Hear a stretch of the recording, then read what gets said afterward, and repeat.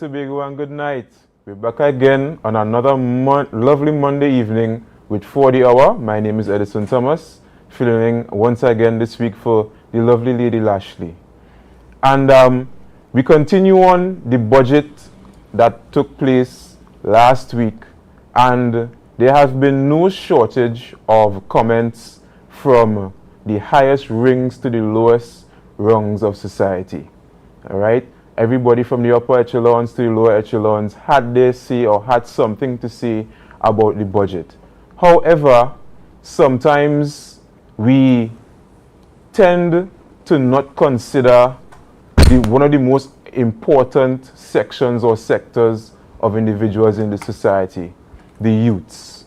And the youths are very important because at the end of the day, they are the persons who are supposed to push the society forward. They are the ones in which I would consider myself a youth as well, so I would also include myself in the youth sector. We are the ones, not they, we are the ones who are supposed to push the society forward, and we are the ones who the older generation are looking to take the society forward as well. One thing I realize what I realize in the Tobago space as a youth growing up is that everything is not given to you. All right, you have to kind of carve out your own space as a youth. It's not ready-made, tailor-made. Your spot isn't ready-made or tailor-made for you. If you want to have a voice, especially amongst the older generation, you have to carve your spot out. All right, and so we here at Tobago Update, we want to give the youth a voice, a chance to weigh in on the budget presentation that was read last week. We had the big guns last week. We had political analysts, we had economists, we had public servants, we had in every different sector of society, but also we have to consider the youth and what they think. All right, so we have an esteemed panel of youths and youth activists with us here tonight, and we're going to start. I'm going to name out the panel first, right? So firstly, we have Ayana Alfred. Anaya Alfred, my apologies. International Director of Rotaract Club. Right, Tobago. We have Nikosi Phillips, Ambassador for TT Youth Will Rise. We have joining us virtually tonight, Alex Job, the former president of UE Tourism Society, as well as Alana Allen, who's also joining us virtually, economist and educator. Good night to everyone. Good night to the panel. All right. So first things first, I want to start by getting your immediate thoughts on what the budget was. The budget was read a week ago, so I would assume that everyone had a chance to analyze and digest. And I wouldn't say immediate thoughts because, again, it's 7 days ago now, so it's pretty old in the media space, right? So what are your immediate thoughts? Nicholas, we're going to start with you. It lacked substance. It spoke only to cries of gas, and using the intentions of gas to say that they can't do much. It did not speak to the youth, the perspective or the youth development or further development of the youth going forward to the fiscal year. And it lacked a lot of things. And you see, I'm hoping that even with the debates, you see and hear certain things that you have to wonder, are these ministers really serious, especially in the government side, where they tell you to go back to coal pot and all these nonsense about use a bicycle and the buses there. So it lacked a lot of substance. It lacked futuristic goals in regards to the development of the youths. As I always said, there must be a developmental structure, not just passing through the ministries after the budget is passed, but it must stem, it must be in the discussion of the budget, so at least we can hear and use from the essence and the strength of the development of the youth passing down and trickling through the different ministries. All right, thank you for your immediate thoughts. Miss Anaya Alfred, what are your immediate thoughts on the budget? So my immediate thoughts on the budget is that it was vague. It didn't give much it didn't add much to the imagination, honestly. It was just what it was. And where the youths are concerned, just as Nikosi said, I, as a youth, felt left out. There were some programs, no name the programs, that they'll be focusing on for this and underprivileged youths or persons without the typical advantages that the society might give them.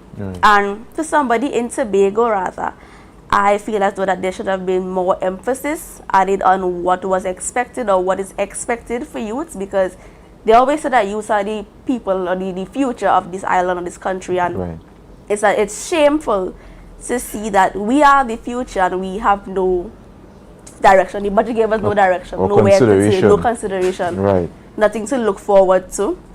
So at this point, the budget to me, it left persons with room for speculation. It gave them nothing to say that this is concrete. They just have to wait and depend on the debates. And that is only if the debates give something substantial as well. Right.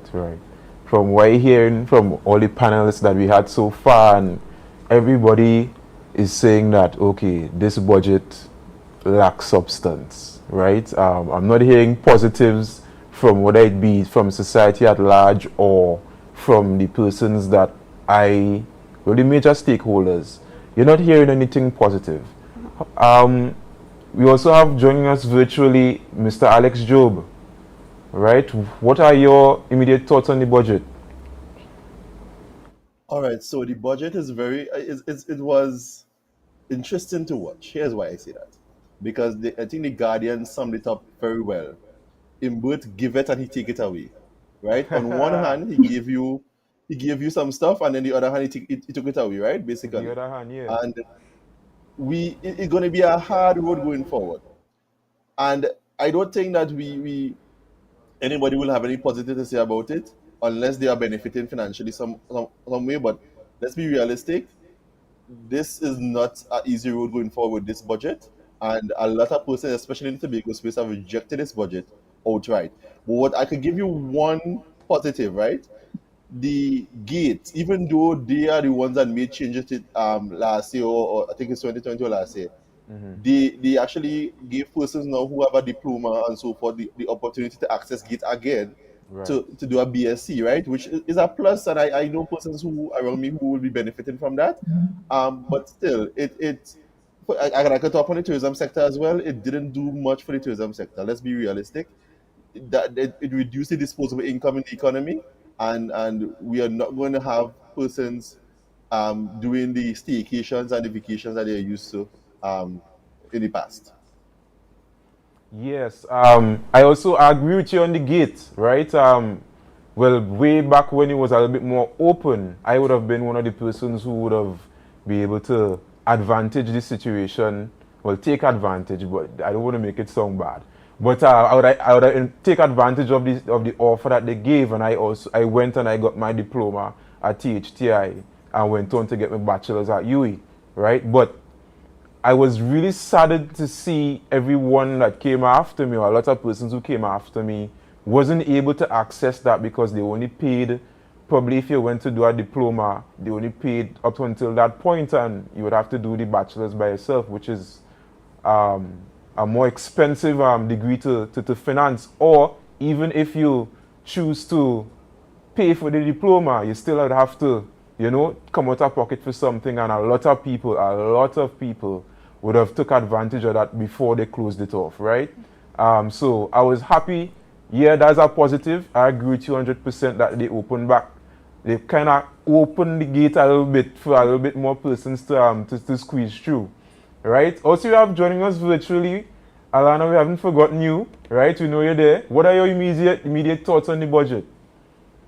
Good night, everyone. Good night to my esteemed panelists. I think that this budget was a cry for help, actually, because on one hand, you are seeing where the government would have, like my friend would have said, they gave with one hand and they took with the other. But you're seeing that the government is still investing a lot of money in trying to push oil and gas, right? So Nicosi would have said that it's a gas budget. They're still trying to push that. And you're seeing not enough moves being made to diversify the economy. So you're still seeing that we heavily relying on this oil and gas economy to push us further. And then on the next hand, you're seeing that it's a cry for help because they have removed the subsidy, further removed the gas subsidy. So now everything becomes more expensive, right? Gas is as basic as it can be. So you're seeing that food is not going to be more expensive, transport is not going to be more expensive. So you're seeing a lot of things being taken away on one hand with not enough measures being put in place to offset all of these subsidies and stuff that would have been taken away. So for me, it's a cry for help, and it's really to make people open up their eyes, right, to the hard times that we have ahead of us, even though they would have increased the tax exemptions. And you could, if you're less than, I think it's $7,000 now, that ain't doing nothing right now, right, with the rate of inflation. So it's going to be a hard year coming ahead, and I think that is what that budget tells me. It's a cry for help, and it's an indicator that we need to tighten our belts even further. We say we tighten the belt since Patrick Manning. When we going to be able to unloosen the belt a little bit? I really do understand. But listen, I just have a tingling in my head when it is in when I raise gas. Every single time, right? We had a really tough 2 years coming out of COVID-19, the effects of COVID-19. And even during COVID-19, we would have seen prices increasing left and right, right? Transportation and food, which I think some of the two most basic things for the grassroots person, especially the youths. You need to get around, you need to eat, right? And added to that, we are coming out of that when we should be focusing on kind of revitalizing the economy and stabilizing the economy. We have had 2 gas increases in the same year, right?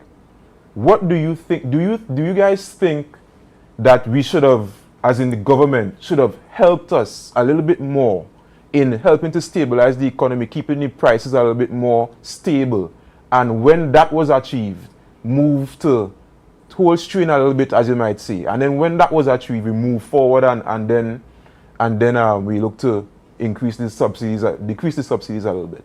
What do you see about that, Nikosi? The first raising, I think it should have. I would have preferred if they would have held back, and then maybe we could accept this price rate. Yeah. Because even during the budget, during that time, you've seen they came back to Parliament on many occasions to have a vast amount of cash. I think over $301 billion or $1 million for during the COVID. Right. And those were expenses and other things that they said they would have done, and certain ministries that got, especially the Ministry of Social Development and all this stuff. Right. Now, you have to ask the question, where are these monies? And those monies, if you look at the budget properly, what is wrong with our people is that we don't read, we don't listen, and we don't understand. But as anybody comes in a suit and says this, they're ready to jump at it and say, yes, we're accepting it. Yes. Now, with this budget, I've gone through this budget statement, and I'm still going through it with a fine-tooth comb. I'm going through the last year budget statement, the ones before, and also the 2 during the pandemic. You remember they came to get quick cash that the UNC did not support them. Right. Now, where is the money spent there? Because even in the money, when you look at that, you're seeing $90 million on government advertisement. Those things are not needed. If the government is in office and the government, if you take a picture and just put it up, why do you need $90 million or $20 million to advertise the government's business? Yes. Right? You look at the allowances that the ministers, what I would have felt so happy with if the ministers would have said that they would have taken a cut on all the allowances, because people fail to realize the increases go up for us. Right. But the increases on their allowances also go up for the gas and transportation and all these things. Because they accommodate for that. Exactly. Right. So they're not thinking about that part. So they're happy because they listen. I'm also looking to go into office, but at the end of the day, this is not how, as young people, we should be forced into learning and getting there to say, okay, good. When we go up there, we can enjoy that. No. For me, I will not. And I am saying, if the budget would have. This budget here now would have come, I would have kind of accepted it, because they would have held back a lot during the COVID to accommodate the people and the needs of the people. Right. So, in saying this budget here, trust me, when I heard it, I felt some pain. Right. I went to one of the sit-ins and stuff, and I listened to the sit-ins. it's trust me, when you sit down there and you're listening to it as well, you're feeling like your heart getting a continuous Yeah, there's stabbing, a heaviness. right? And Yeah, there's a heaviness. I'm not saying that I'm back in the UNC, but when you listen to the responses from some of the opposition on the benches, the responses are very well in public domain. In certain things that they make public too. The government was the one who removed the gates. Yeah. They come back to And say like they're saving the world. they roll back on it. You go back again to the Ministry of Social Development. Up to now, there are over thousands of persons have not received their social grants to the COVID as yet. Yes. So why did you take the grants? And I'm keep on ponging the Minister of Social Development for that same thing. I've requested to meet with her. Not up to now. You know what they said? They can't meet with political people. So I don't understand where this come out from. Maybe so they need to put an NGO hat. no, well, listen, it doesn't matter. At the end of the day, it's issues that I'm trying to meet with, that to raise. There are persons who have not received their grants during the COVID to this date. You Yeah, took I their have seen documents, that. you took everything. Yeah, I have seen This budget did not speak to the grants or persons getting a little more assistance. It spoke to an increase on NIS, so getting $1,000 to transport and all this. One time. A one-time off grant, and it will be held until they see it can change. Okay. Right? So, for me, I wanna talk about the response of the ministers, and especially the line ministers, who felt the need that they need to defend the budget from all defending sides, from all sides that might criticize. The public, obviously, we felt the pain. We cry out, right? We're saying 2 gas raise in 1 year, right? Food prices going up, flour going up by 30%. Eggs now is $30 a carton. Why are we looking to raise gas again, to raise food, which will have indirect raises on all these things again? Only for the ministers to come out and say, we need to sacrifice. I think I saw Marvin Gonzalez came out and say, maybe we need to stop going movie tongue 3 times a week. Like if everybody's going movie tongue 3 times a week.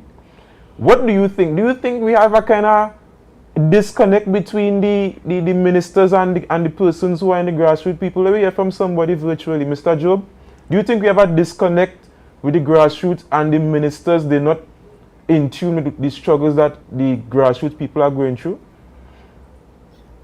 Definitely. I think yes, there's a big disconnect. I will start with the finance minister, right? He is the same finance minister who actually boasted that he raised gas multiple times and we ain't riot yet. He's the same finance minister. So I wouldn't expect any less from him, right? And then to come to for Tobago West MP, who showed us that okay, we have to sacrifice, and like she's living a life right now, basically. And we are the ones who must sacrificing. Thank you, right? And the ministers literally showed us that they have a big disconnect. I don't know where they some people will describe them and say that they think they reach. That is somebody the comments coming from young persons, but you can't be telling us to ride bicycle or use coal pot. I don't understand that. So we have parents in this in this 21st century have grown up with children on a certain lifestyle. You just can't tell persons go back and change that for the students. That makes no sense. And to tell persons, I want to see the minister, the MP for Port of Spain South to ride to work. I want to see him ride to work on the bicycle. I want to see him tape or use invite the media to his cold pot with his breadfruit, because that showed us that there's a disconnect, and they showed that they didn't really they're not on the ground. But I don't understand why they're telling us go and move it on. I can't say the last I go move it on, right? Exactly. And that's the reality. There's a big disconnect with us, and then to come and talk about Tobago now, and I heard the Prime Minister and all this are to me disconnected too, because you didn't give the Tobago Assembly the allocation that they asked for, right? You increase the sewage fares, and then you'll come in a meeting Friday night and tell me that you're complaining and you shouldn't be subsidizing nobody going for the honor man. That none of your business. Let's be realistic with that. We are young people here. You can't tell the THA after to subsidize that, but you didn't give them the full allocation. You should be giving them more than they asked for if you wanted to subsidize certain things. Let's be realistic. And then to justify that you didn't give them that because they didn't accept it to be autonomy bill. That is nonsense. Yeah, let's be realistic. Kind of spiteful, right? Exactly. Under the Dispute Resolution Commission, you could actually give you already have the provision to do so. Thank you. So what is the excuse? Just because we didn't accept the half bill that they came with, the whole of Tobago rejected the bill was no PDP rejection. The whole of Tobago Right, rejected that bill. right. And so I have a question for Miss Ayana. Do you Anaya, sorry, my apologies. Anaya, do you eat ham every month in your household? No, I don't. Apparently we eat ham every month in our household and we need to cut back on that. What do you think about the ministers disconnect with reality? I think that the ministers were insensitive in their comments because they made blanket statements for everybody. They didn't think about the individual. They didn't think about everybody's situation and circumstance. So telling me that I need to cut back on eating ham when in the first instance you don't know if I could afford ham. You're quite You're right. telling me to use a coal pot and where am I getting the coal pot from? Yeah. Telling me to ride a bicycle to work. You want to see me ride from Tongue to Bishops every day? That's a Or good from not point. even Tongue is fairly close. You want to see me ride from Georgia to Bishops every day? I get to school and then I can't perform effectively, and then there's a next situation where education is failing. And you're tired and you're And I'm sweaty. tired and we're not productive. And it's a whole next conversation. But then when we take things literally, then you see that people don't know how to take a joke. Everything is passed off as a joke when you can't make statements like that and pass it off as a joke. It's It's on a public serious platform. situation and it's serious issues that people have to deal with. Right, right. I agree with you. What about Miss Alana? When the minister say ride bike to work and he wants to ride a bike to work, when he himself has benefited from tax exemptions that allow him to drive a luxury vehicle that most of us can't dream to drive, right? In this country, what does that say? What does that say between the disconnect between the ministers and us? I personally think that it was an insensitive statement to make. And in this day and age where we would have just been through so much with COVID-19 and a lot of us are still struggling to make ends meet, it was a quote unquote out of timing statement. And it was hurtful to the extent because people are sacrificing. We are sacrificing. And it's a total insult to people who can't ride bikes like me. So what would, what would be my Miss Alana, the Oh, come for the my lesson. God. You understand? But you can't come on one hand and ask so much of people and see to yourself how many sacrifices and struggles we're going through, and then to add insult to injury and say, okay, well, yes, fair enough. Go and ride a bike. Go, use a coal pot. It was out of context and it's insensitive. And if you're on the ground and who feels it knows it. And a lot of us have been going through it. And with this budget that they gave us here, it seems like we're going to continue to go through it with all of these price increases and reductions and subsidies, etc. Right, right. And I want to shift the conversation to Tobago, right? And Tobago's development and how we really how would we really cope with, we got 2.5 billion. That is what I think that's what we got, right? 2.5 billion, and 2.2 billion of that goes to recurrent expenditure, and then 300 million goes to the infrastructure development, right? And we have always been saying since time immemorial, right? Since I was a lad going primary school, I think I hear my father talking about it's not enough money. It's not enough money. We need to get some enough money to fund our development projects and be able to fund the public service as well, right? But yet they still come with the same type of policy where we get this small amount for infrastructure and then this small amount for recurrent expenditure. What needs to change, Nikosi? What needs to change for them to start taking us this seriously and give us what we ask for, what we deserve? No, I'm not one to be biased, and I like to hit it straight. We have a new administration, and it takes time to mold into getting into governance. So we've seen over the past 9 months the debacle, we have seen the events, we have seen all these things happening, but we have not seen the seriousness of where they should start to get the work done. I think this government here also wants, I think for me, let me play into about manners, it's not the administration, so they're going to give us a hard time.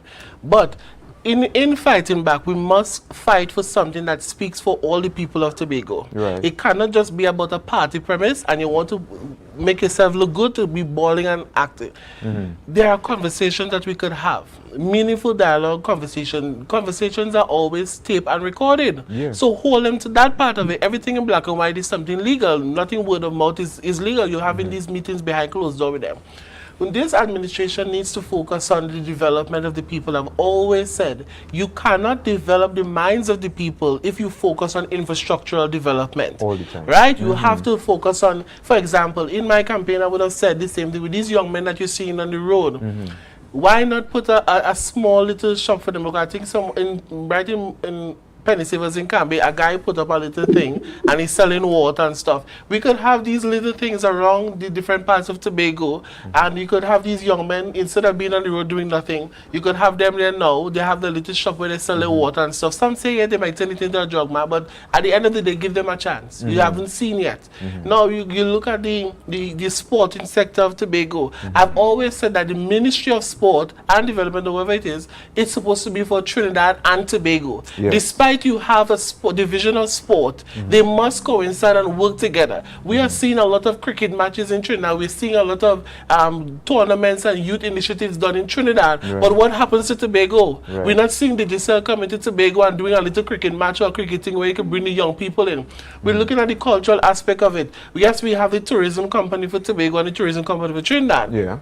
The wrong move was to separate and have each other, because what we're looking at is secession, and people keep on using this word secession, but Tobago is not ready. You're not ready for it. It's not. It's far away ready, despite having an autonomy. I think the autonomy will give us a greater respect for a budget, a greater respect for handling the affairs of Tobago, because as it stands, the legislature is only to make policies, is not to make laws, right? So I believe that Tobago needs to wake up. This administration needs to settle down. After the carnival, you all need to settle down and start to get the work done. PDP cannot do it alone. They need to look at extend their reaches to persons who want to make a difference and want to make a change in society. We have to look at young men. A lot of young people especially are speaking and saying that they're not getting jobs, they promise jobs. I have voice notes, I have records where they said certain individuals promised them on the campaign and they gain a work and they still ain't get as yet. Right. These promises, we need to stop that. And I'm asking them, I said, do you have subject? This boy has 13 subjects.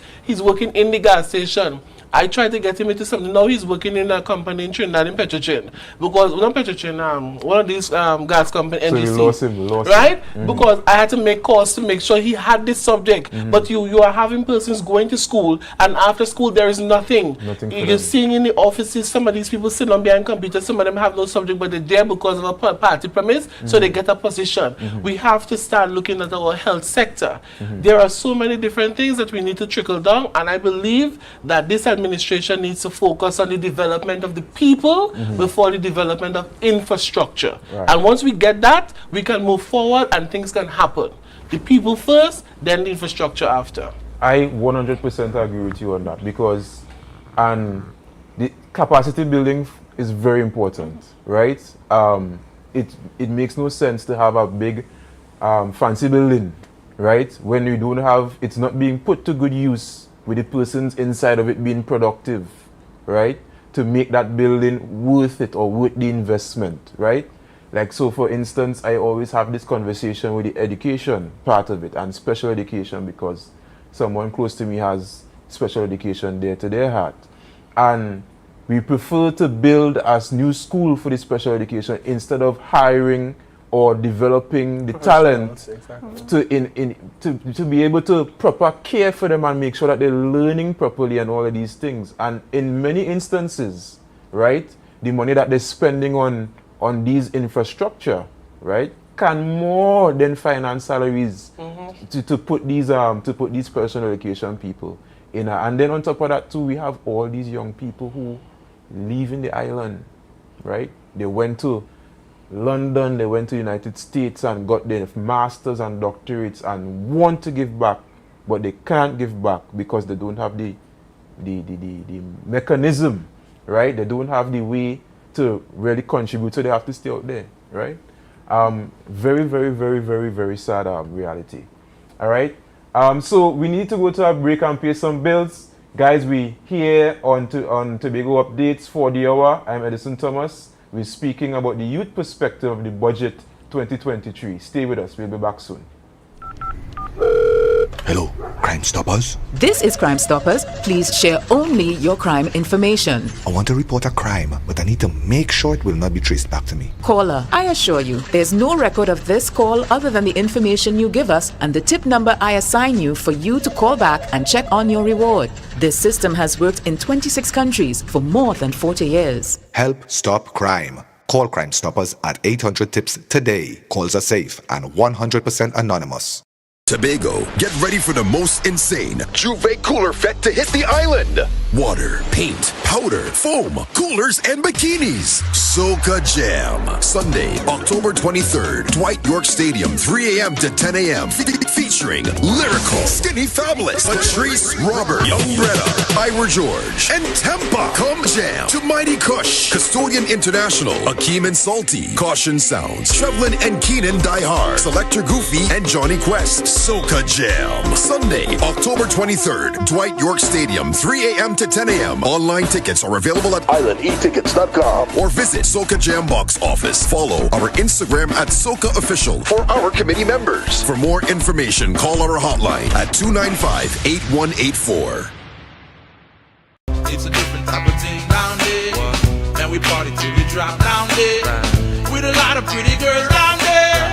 Down in Tobago. There's a taste in the air everywhere. Feel the vibe cause it's something to share. Smooth, rich and creamy, you'll find it right here. Makes you smile, relax a while, it's fun and good cheer. Ooh, enjoy every scoop. Ooh, every taste will get you hooked. We have flavors that you love, a combination special. Come along, enjoy our treats.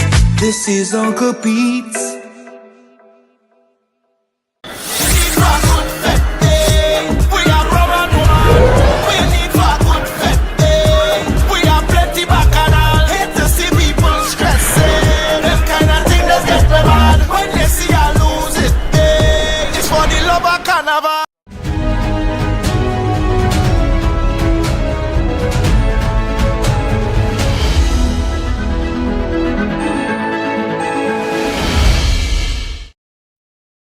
We're back on Tobago Updates with For the Hour. Beautiful Monday evening. We are discussing Budget 2023, a youth perspective. Right? Let me just introduce the panel to you guys again. If you're now joining us, we have Anaya Alfred. I got that right? Yes, Anaya Alfred, International Director, Rotaract. Interact. Yes. Director of Rotaract Club. Interact Club of Southwest Tobago. Guys. All right, so we also have Nikosi Phillips, Ambassador of TT Youth Will Rise. We have joining us virtually tonight Alex Job, former president of UWI Tourism Society, and Alana Allen, who's an economist and educator as well. So we left off speaking about the implications of the budget on Tobago's development. And we're going to go virtually. Mr. Job, what do you think about the allocation that we got, and what are the implications? Can it do anything for us? What can it do for us? Well, the figure that we got, the 2.7 billion, and the majority is going to recurrent expenditure. We hardly have anything for capital expenditure, right? And let's be realistic here. Some of the other measures that the government put in place, like the sea bridge and the air bridge increases, will not help us when it comes to tourism. And I heard the finance minister state that Tobago is part of the diversification process, especially going towards tourism. But are we serious about tourism? One of the things that drive tourism is the disposable income. When you take away a lot of things from persons, you increase gas, you increase a lot of other things. You actually add increase on the air bridge and the sea bridge. How is that going to add disposable income to persons' pocket? Let's be realistic, right? And then when next year come around July, August, and we want wondering why there's a reduction in numbers, and then and it'll be interesting, right? But in terms of tourism, the Ministry of Tourism usually get a meager amount, and Allocation, yeah. the investment into tourism is usually and I hear that they are boasting about hotel rooms and so forth, and they are saying that the Marriott Hotel will go ahead. That shows a big disregard for the THA. That shows Yeah. that they don't care about Tobago. They don't care who's the person elected in Tobago right now, and it shows that okay, we are the boss and we can do what we want, right? That behavior, we rejected that behavior with Sandals. We Yeah. can't be going with that behavior again with this hotel. Let's have dialogue, right? That doesn't make sense. But we are boasting about hotel rooms, but the hotel rooms is not the only development that we should have for tourism. Correct.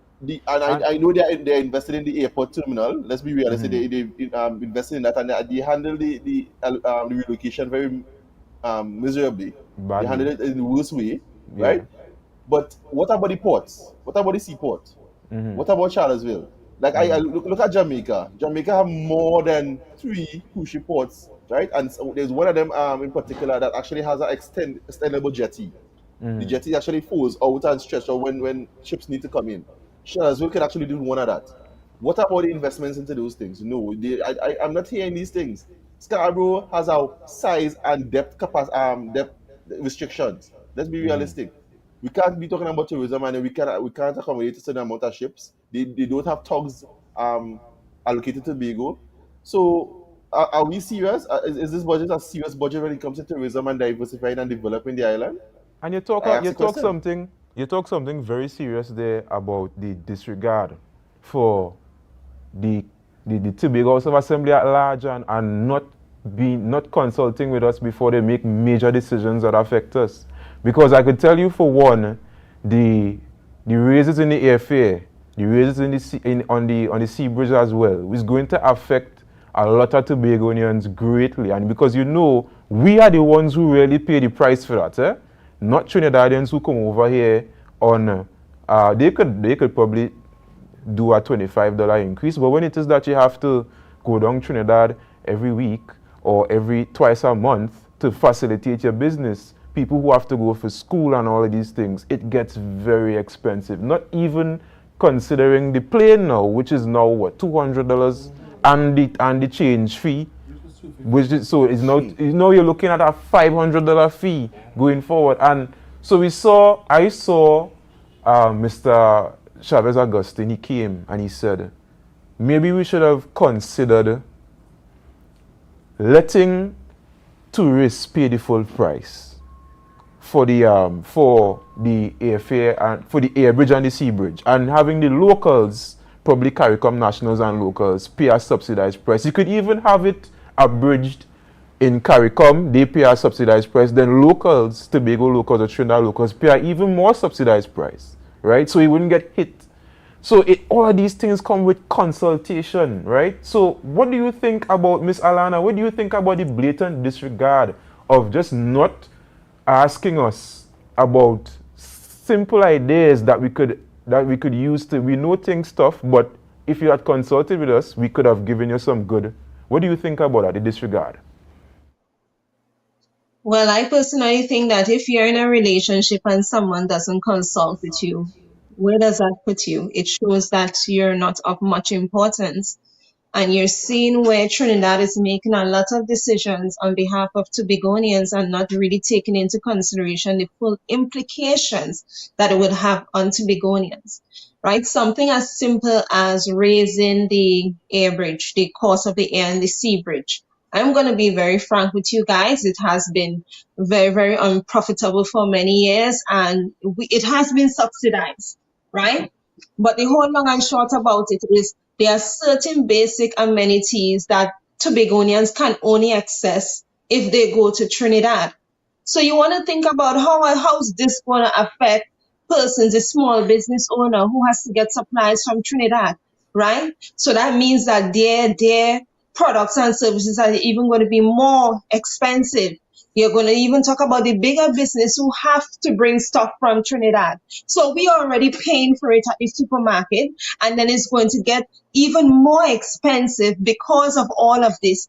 Now, one of the things I think that they should actually consider, or one of the things that we should demand, right? So would this price increase lead to an increase in efficiency in terms of the air and the sea break? Because my whole thing is, if I'm paying more, what am I paying more for?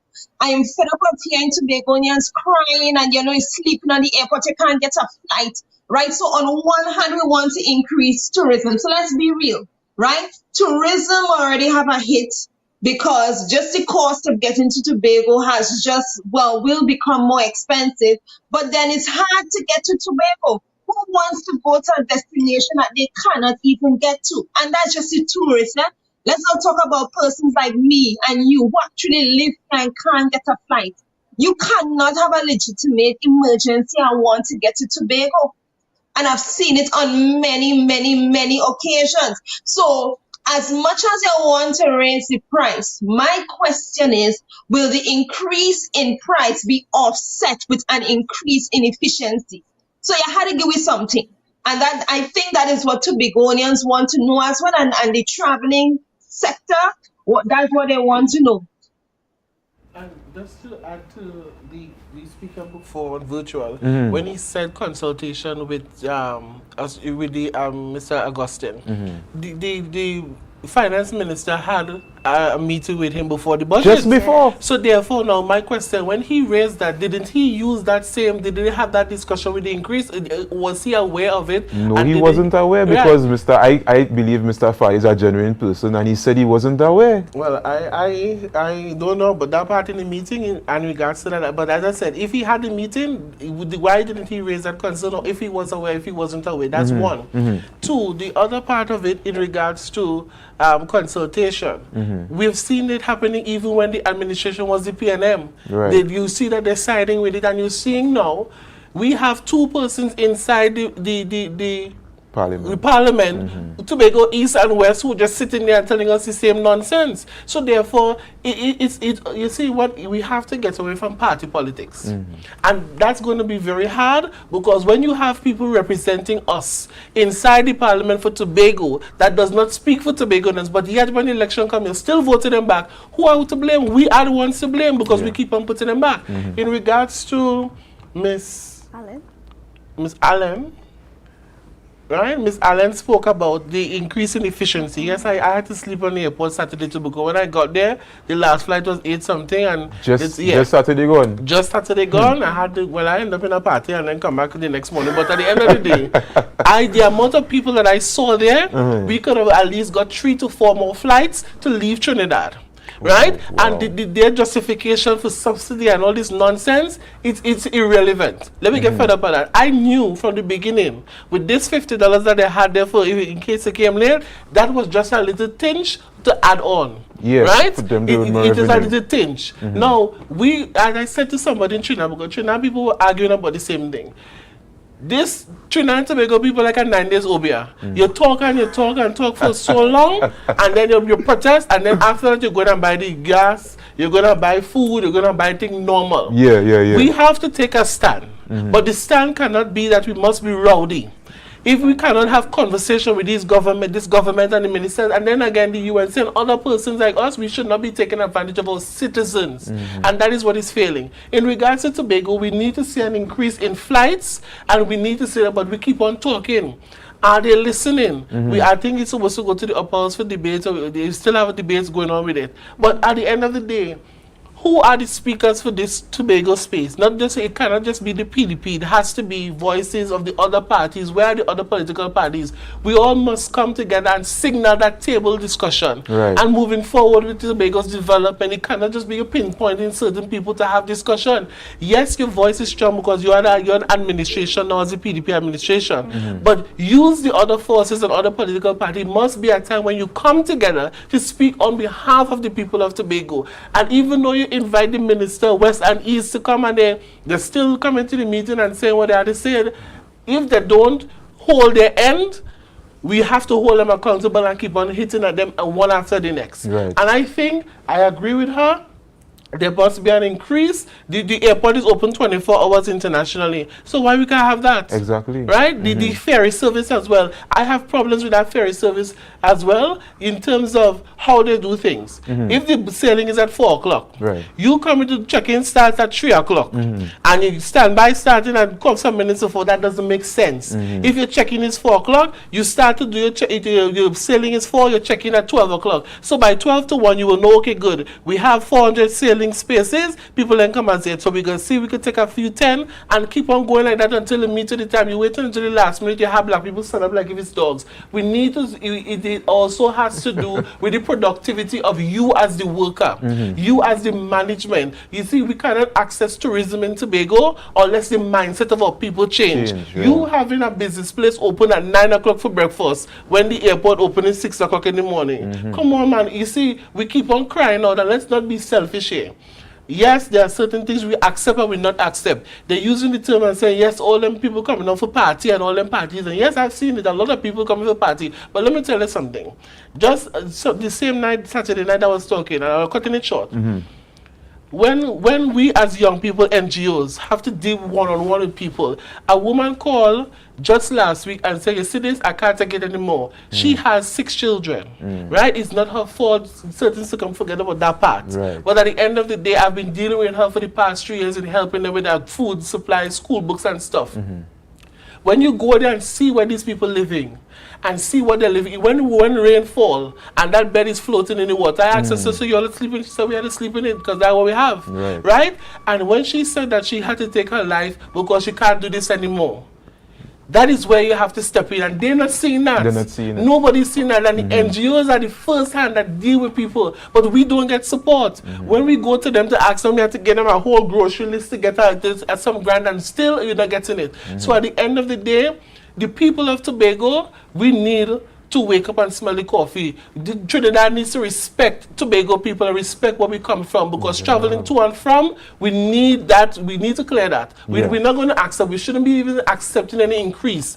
As the suggestions were made, focus on the international tourism in the health sector as well. Charge them people who coming from international, because when you go to America, you have to pay even if the ambulance come, it's $300 US for the ambulance to come for you. Price. So why are we still here? If we want to go forward and to enhance the economy of Tobago and make sure that we get somewhere, we need to all work together. We need to stop accepting the nonsense that they're passing on to us. Right, yeah. I agree with you full 100% on that, right? Full 100%. I want to pivot I want to pivot on youth development, right?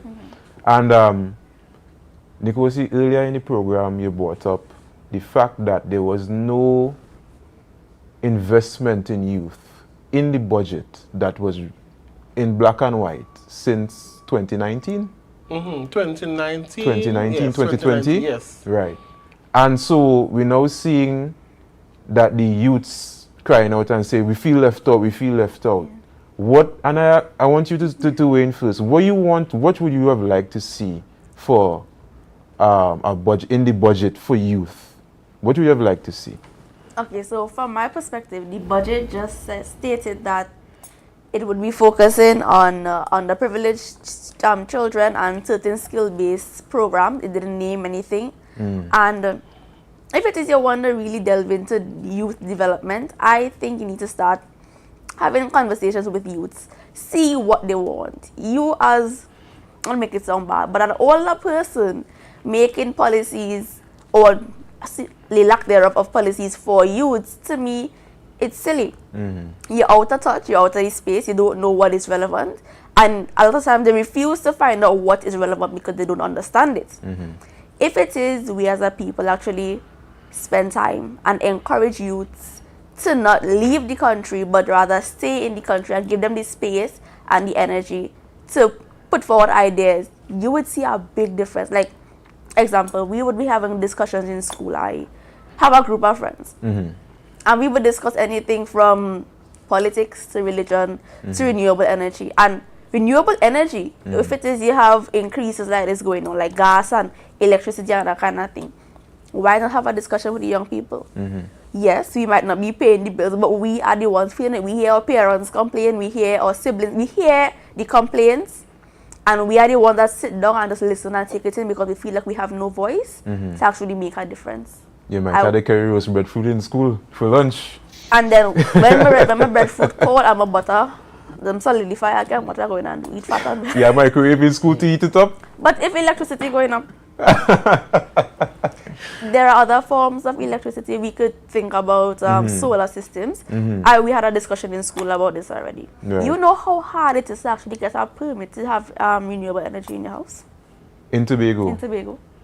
It's difficult as it is. Difficult, exactly. Okay. So okay. then why make statements about using a coal pot and using breadfruit? And make rash statements when you're making it harder for us to actually access the things that would push development. Yeah.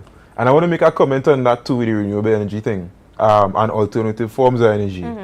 One of my friends on Facebook would have commented about the gas prices and how he had to pay probably about $1,000 every fortnight for gas now. And one of the persons in Trinidad jump in and say, "You CNG." But CNG and isn't available. I had to educate them and tell them Tobago don't know CNG, and they was in shock to hear that so many years have passed and Tobago still has no access to CNG. But it was promised in the 2019 budget and also in the other budgets before by the government itself, and Exactly. it still has not come to fruition. Yeah, and I mean CNG has its problems in itself, right? In terms of the upfront cost that you have to put, but we just don't even have the option here at all, right? So I just wanted to jump in on that. Mr. Job? Sorry, yes, Mr. Job, right? I want to also ask you, what would you have liked to see for the youth? Seeing as though that there was very vague on what the youth, what they want to invest in youth in this budget. What would you have liked to see, especially for the youth from Tobago? So I prefer to speak from a tourism standpoint, right? So, and I said this on the September the 27th, which was the day right after the budget, which happened to be World Tourism Day. Imagine that. You impacted tourism in a negative manner, and the day after is World Tourism Day, right? Tourism in the curriculum is actually at A levels and up. You don't do tourism at lower levels, right? At CXC This was never a focus, right? You don't do that CXC level, you don't even do it at primary school level. If you mention it, you mention. So it's very interesting. You can't expect to diversify economy, and you're still pushing on that gas, right? You're still pushing it and expect, okay, we diversify one day, magically, we snap our fingers and it happened. It can't happen like that. Anybody will know that. The finance minister is an engineer, but you don't take a degree to solve that, right? So, and then education has a large aspect of the budget. You said that the students are underperforming.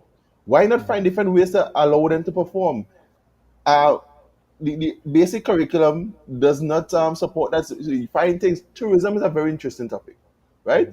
Why not introduce that into the system and see how it operates? Why not introduce co-curricular stuff? Why not introduce technical vocational stuff, right? They exist, but increase them.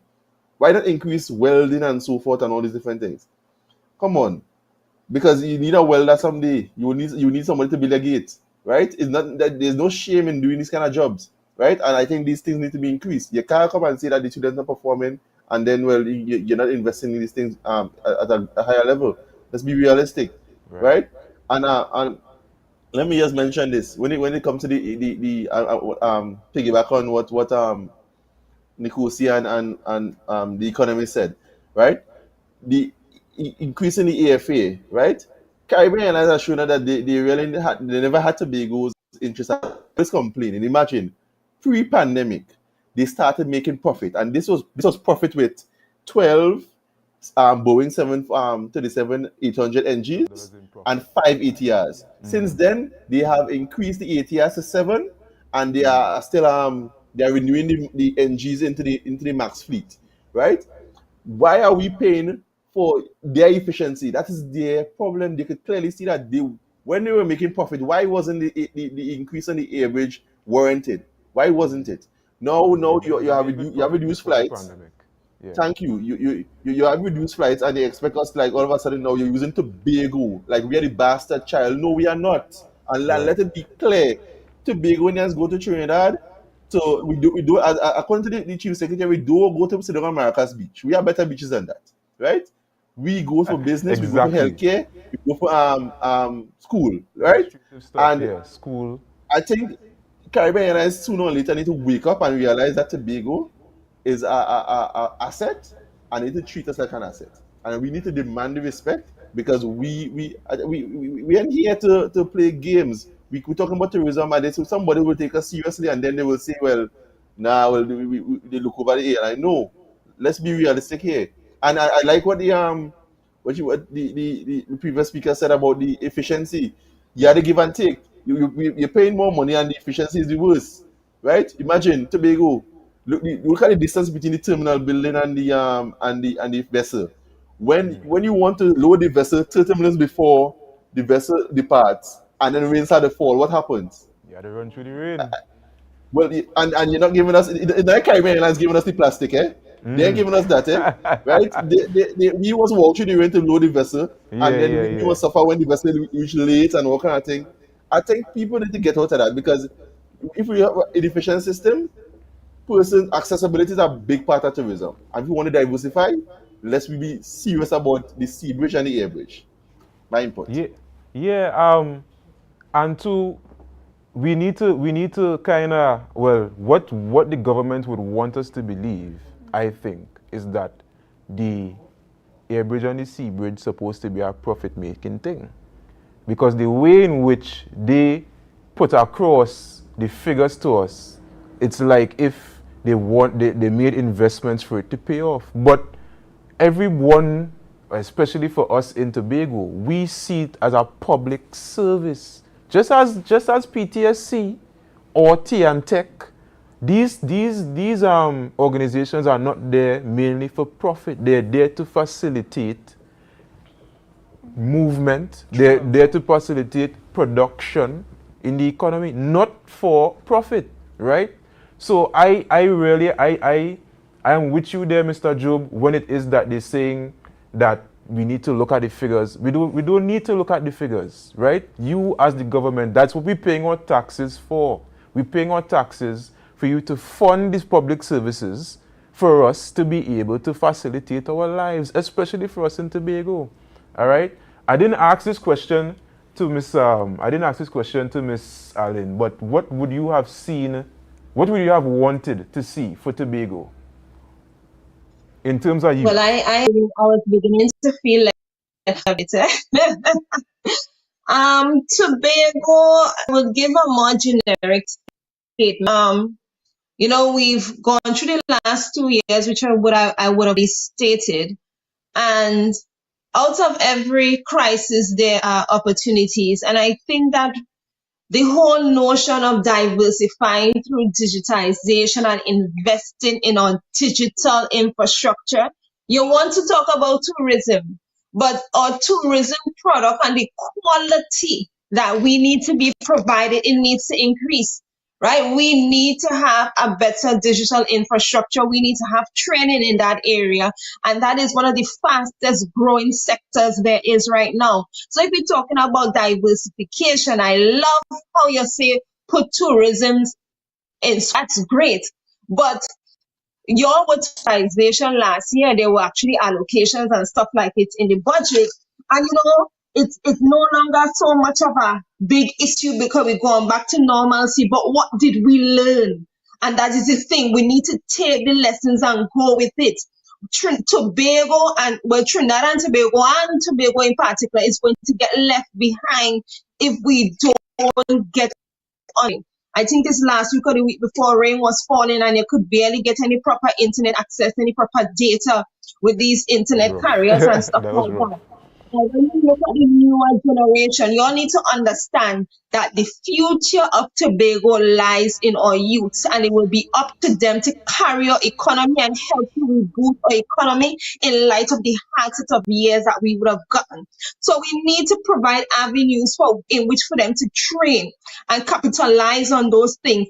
And And in the past 2 years, the things that my daughter, who is 10 years old, what she could do with her phone, her laptop, right, with her tablet, from animation to coding to whatever, right? If we really invest in those things, I think that we need to revamp our education system as a whole and make it more anchor, put it in such a way that you're outfitting the students with life skills and business skills, right?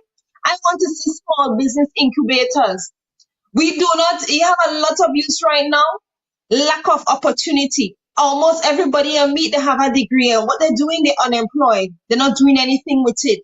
We need to now empower our young people to take they would have learned and to become enterprising individuals where they can start their own consultancies, right? Where they can, do something for themselves rather than depend on the government. There is too many of us in Tobago waiting for a government job that will never come, and too many persons becoming disenchanted because of that lack of opportunity. And think about all of that, because I am on the ground and I'm hearing what the young people are saying. We want jobs, we want this, we want that, right? And there isn't any for you to get. So now we have to look at how do we empower our young people and in what areas, right? Digitization. If we get our persons trained in the area of digitization, you could take that degree and still offer your services in France, in Germany. You could take that digitization and offer digital tourism. Think about it. Experiential tourism. All of improve the tourism product. Having internet access is a staple on most Caribbean islands that you go now. So we have to make, if we're doing tourism, because it makes no sense reinventing the wheel. We have a nice tourism product, but guess what? All the other islands are the same sand, the same sun, the same sea. So we have to do things differently. What makes Tobago different from all the other Caribbean islands, right? What is the Tobago experience? If we're going to do tourism, we need to do tourism well, right? And it's not just talking about the sands and the seas and the beaches and all of those things, but we want to talk about our private sector, right?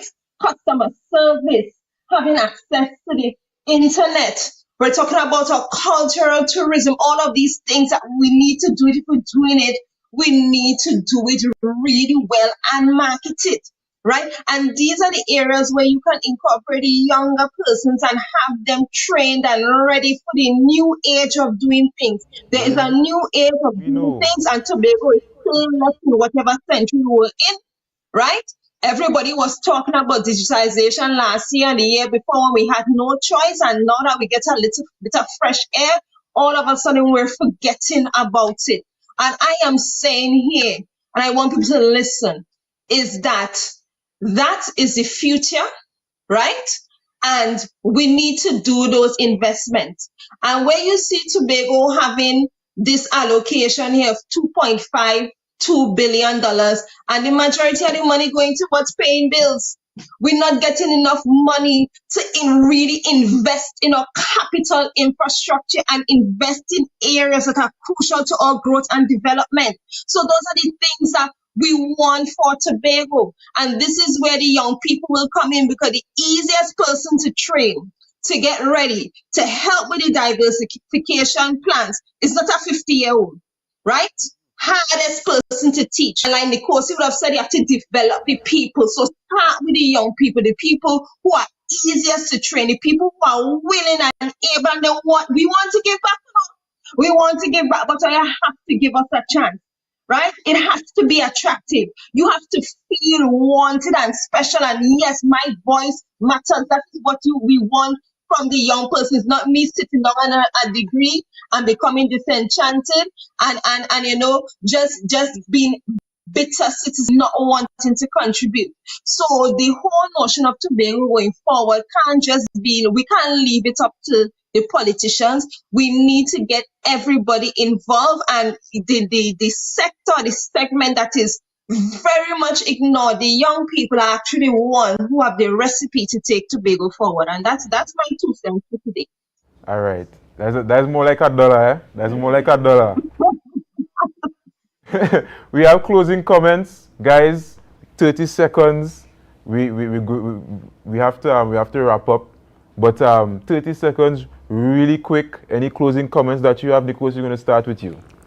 Well, I would just like to say that the administration now has this budget to work with. I hope that they use every avenue, every NGO, tap into everybody, whether political or not, to make sure and develop the minds of the people, develop the young people, especially, programs. Use the community centers to enhance more programs, bring it to them, because we as politicians go to them for votes. So let us bring the education back to the community centers, bring more programs back to the community centers in each community. And I think going forward, it's going to be a hard task, but at the end of the day, Tobagonians will survive. We are accustomed to surviving, and wherever I can help, wherever I can assist in whatever programs or helping anybody that needs assistance, our NGO Trinidad and Tobago Youth Will Rise is always there to assist in any social or economic programs or projects or anything. All right, thank you. Anaya, right? Yeah, Anaya. Yes, fine. So my comments on it so far is just that I think that people need to listen to the youths more, and not just people, but the people in administration need to take the time and actually listen to youth.